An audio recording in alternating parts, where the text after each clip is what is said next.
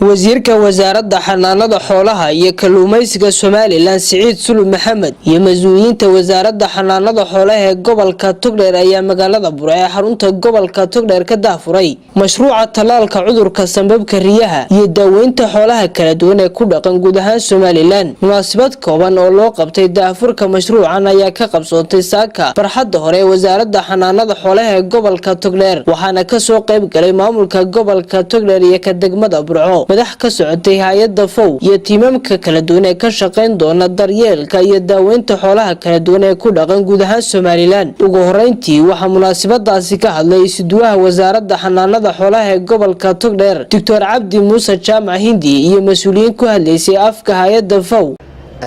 maanta waxa halkan dhammaan gobolka Togdheer marti noogu ah tiimamka gobolada Saaxil, Sool iyo Sanaag oo u socda sidii ay uga qayb qaadan lahaayeen daaweynta iyo talaalka xoolaha ee ka bilaabmay dhammaan jamhuuriyadda Soomaaliland oo dhan. Very much. So Your Excellency the Minister and Honorable Governor, distinguished guests, it's a pleasure for me to be here today in Burao for the launch of the vaccination campaign. This vaccination comes after a very successful campaign that we did the last year against the CCTP and the treatment of livestock. Barasabka gobolka Togdheer Maxamed Diiriye Xayd maayir ku-xigeenka degmada Burco Maxamed Jaamac Xasan Xoday ayaa dhankooda bogaadiyay wasaaradda xanaanada xoolaha shaqada adag ee qaranka u hayso maadaama ay yihiin xooluhu laf-dhabarta dhaqaalaha dalkeena Soomaaliland waxaana kamid ah hadaladoodii waxaynu maanta halkan ka daafuraynaa in ay dhaqaatiirtii wasaaraddu ay u baxayso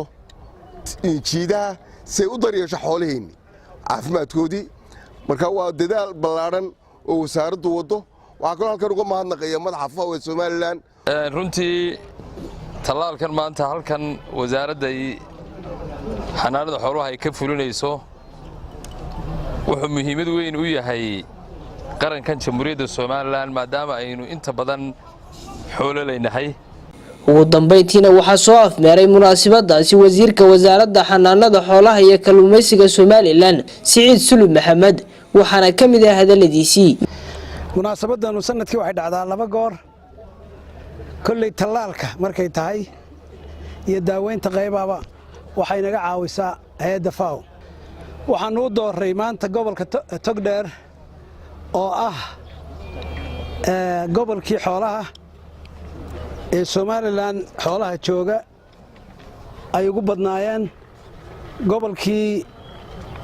xooluhu daaqeenka iyo tiraba ku joogeen ayaanu u dooray inaanu ka kala diro gobolada Soomaaliland tiimamkii u baxayay caafimaadka xoolaha tiimamka ayaga ah waxay u baxayaan laba muhiimadood labada muhiimadood waxa weeye in la soo talaalo oo cudurka sanbabka leeyahay laga soo talaalo 3 milyan oo neef oo riya ah muhiimadda labaadna waxa weeye inay soo daaweeyaan xoolo dhan 1 milyan iyo 500 oo kun oo neef oo isugu jira geel ari iyo lo dameero fardo iyo wixii la mid ah.